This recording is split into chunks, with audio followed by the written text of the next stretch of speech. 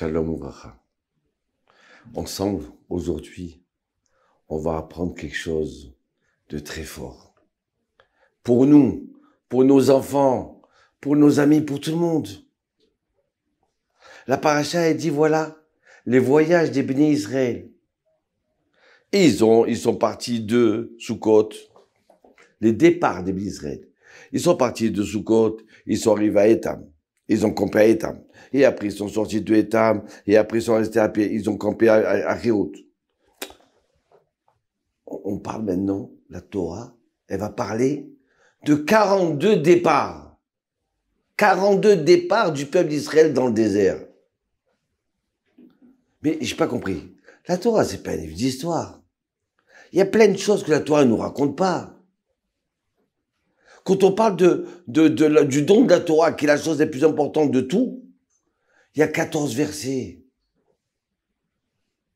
Comment c'est possible qu'on puisse parler comme ça? Ça s'arrête plus, là. Regardez, ça s'arrête plus. Et en combien il y a eu de départs? 42. 42 départs. 42 voyages. D'accord? Et là, il y a combien de versets? Il y en a 49. Ouais. Mais pourquoi la Torah nous parle de ça? Alors écoutez.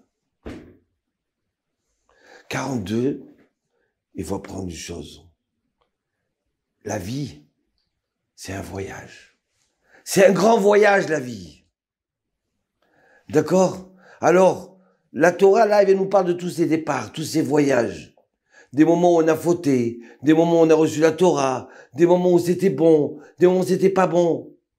Ouais, écoutez bien. Ça vient nous apprendre que de la même façon qu'Akadosh Hu, il a mis 40 ans dans le désert, il aurait fait faire 42 voyages. Et dans les endroits bons, c'était très court. Il restait peut-être 2 jours, 7 jours. Et dans les endroits où ils étaient pas très bons, c'était dur à vivre là-bas, il restait plus longtemps. En hébreu, on dit comme ça. Hachem Asalanu Bet Sefer. Dieu, il nous a mis à l'école. 42 voyages, 40 ans, où Hachem, il nous a formés dans le peuple d'Israël. On a eu des moments faciles, on a eu des moments joyeux, et puis il y a eu des moments avec Korah, on a eu des moments de colère, on a eu des moments de veau d'or, mais on a eu ces 42 voyages. Comme pour nous dire, vous savez que le tétragramme, c'est le nom de Dieu qu'on ne peut pas prononcer. Vous savez combien de lettres il a? 42 lettres. Shem Kadosh, c'est un nom secret. Tiens, 42 voyages, 42 lettres. C'est drôle ça. 42 mots. Alors, c'est pour nous apprendre que toute la vie, c'est une grande école. Il y a des moments où cette personne-là, c'est son jour de bar mitzvah. Comment il va démarrer dans la vie. Il y en a un autre, il sort de l'hôpital. Il y en a un autre qui rentre à l'hôpital, que Dieu nous en préserve. Il y en a un qui sort de prison. Il y en a un autre, c'est son mariage. Il y en a un autre, il s'est cassé la figure. Il y en a un autre où, ouais, il s'entend pas avec le voisin. Comment il va faire? Et puis il y a un autre voyage où il est tenté à voler. Il vole pas. Hachem, il nous a fait cette vie-là, une grande école. Vous savez combien de voyages on a au maximum? 42 voyages. Ça dépend de nous maintenant. Et regardez qu'est-ce qui a marqué. 42 voyages, Alpi Hachem, selon la parole de Dieu. Ça veut dire que dans nos moments durs, dans nos moments forts, dans le monde de joie, si on sait voir le nom de Dieu, alors on apprend de la vie. On apprend de l'épreuve. On apprend du voyage. On ne vit pas pour rien. On n'est pas passé par des voyages pour rien. Et je ne sais pas si vous vous rappelez la question que j'ai posée au début. Pourquoi on parle de départ? On aurait dû parler de campement. Parce le plus important, c'est quand tu arrives où tu vas arriver. Et là, la Torah, elle vient nous apprendre une chose extraordinaire. C'est que le plus dur dans la vie, c'est le départ. Le plus dur dans la vie, dans la journée, c'est comment tu vas te lever le matin. Comment tu vas te surestimer, tu vas te surprendre tellement tu as fait un beau départ. Comment tu as pris la chose? Avec la moitié du verre plein ou la moitié du verre vide? Tu vas voir la vie du bon côté ou alors tu vas faire que pleurer et grogner. Comment, de toute façon, ta vie, tu vas la vivre. Alors vis-la dans la joie, vis-la dans le bon moment. Vous savez, ça fait 2 mois que j'ai des problèmes de dents, j'ai souffert. Mais j'ai dit à mon dentiste, il m'a dit, ah oui, alors tu as payé ces 2 mois-là. J'ai dit, écoute, sincèrement, je crois pas que j'ai le droit de dire que j'ai mal. Pourquoi? Parce que quand tu vois les autres combien ils souffrent, tu as honte de dire j'ai mal. J'ai un ami à moi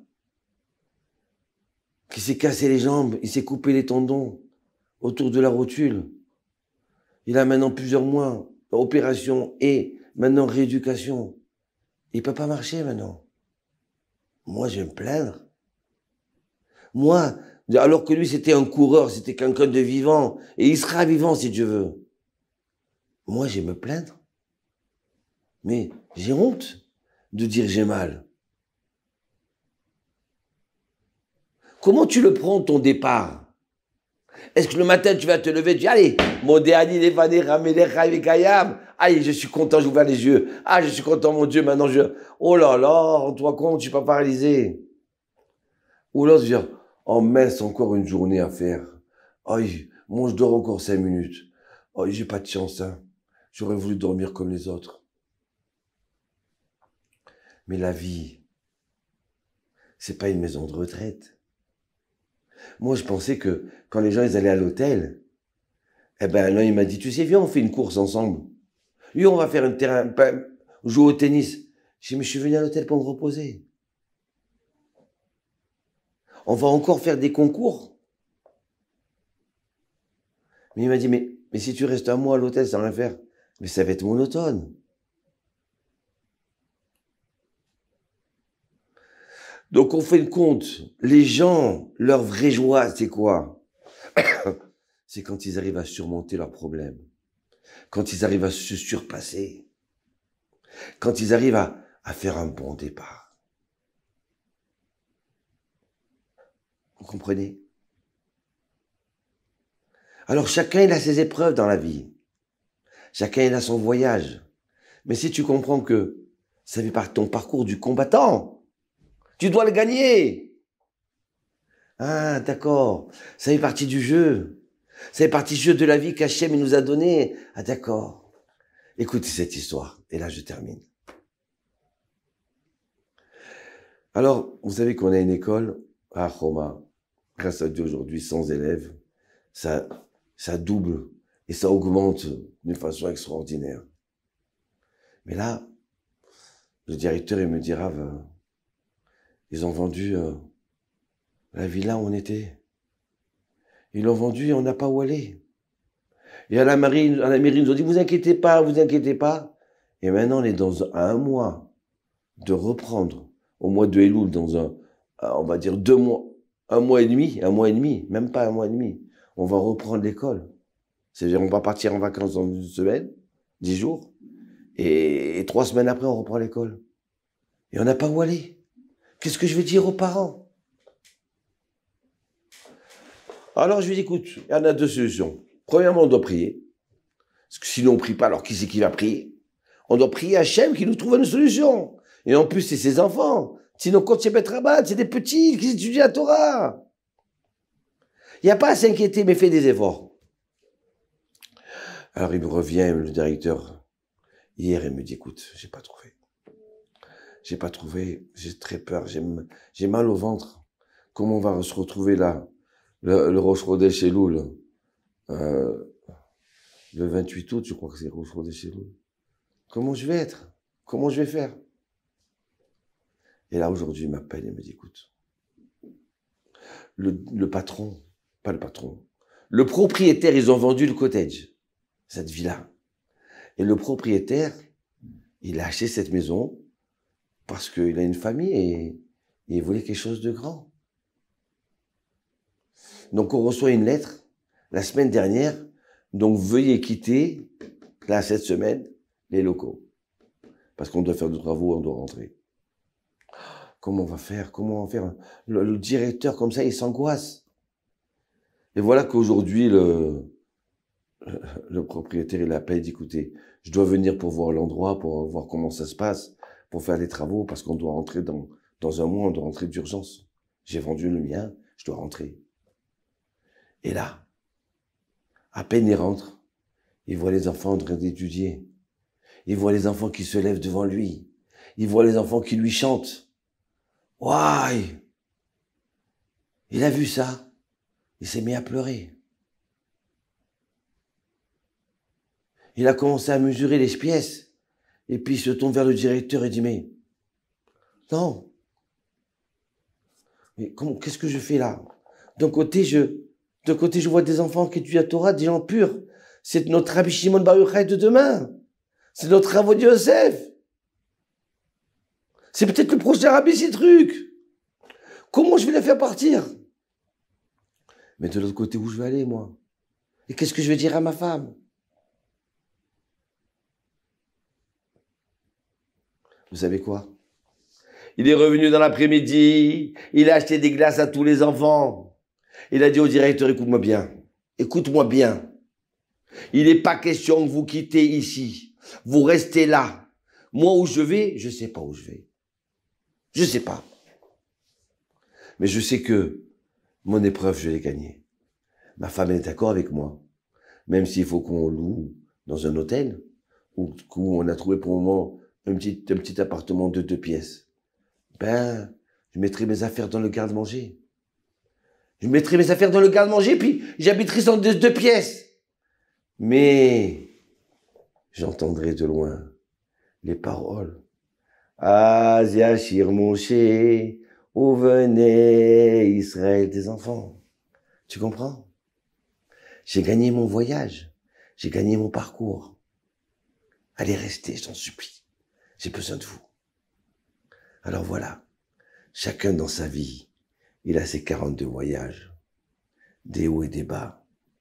Mais on doit gagner notre voyage. On doit gagner notre vie. Cette école-là, qui est toute notre vie. Shalom.